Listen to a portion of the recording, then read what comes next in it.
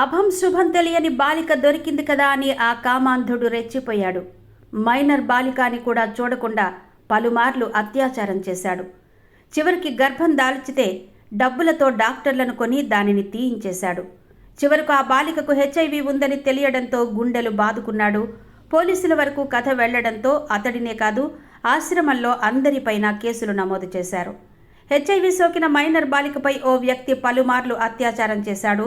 దీంతో ఆ బాలిక గర్భం దాల్చింది. బాలిక పోలీసులకు ఫిర్యాదు చేయడంతో నలుగురిని అరెస్టు చేశారు. ఈ అమానవీయ ఘటన మహారాష్ట్రలో చోటు చేసుకుంది. పోలీసులు తెలిపిన వివరాల ప్రకారం ధారసివ్ జిల్లాకు చెందిన HIV బాధిత బాలిక లాథూర్ జిల్లాలోని బాలికల ఆశ్రమంలో ఉంటోంది. 2 ఏళ్లుగా ఆ బాలిక అక్కడే నివసిస్తోంది.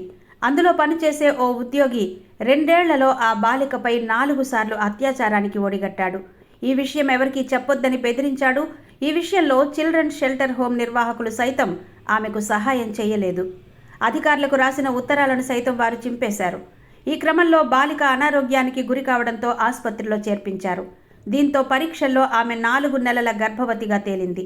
దీంతో అత్యాచారం చేసిన నిందితుడు డాక్టర్తో కుమ్మక్కై బాలికకు తెలియకుండానే అబార్షన్ చేయించాడు.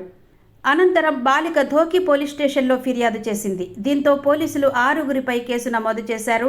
అనంతరం ఈ కేసును ఆశ్రమం ఉన్న ఆశా స్టేషన్కు బదిలీ చేశారు. 4గురిని అరెస్టు చేసినట్టు లాతూర్ జిల్లా ఎస్పీ అమోల్ తాంబే తెలిపారు. అరెస్టైన వారిలో సేవాలయ ఆశ్రమం ఫౌండర్ రవి బాపట్లే, సూపరింటెండెంట్ రచన బాపట్లే, ఉద్యోగులు అమిత్ మహాముని, పూజా వాఘ్మరి ఉన్నారు.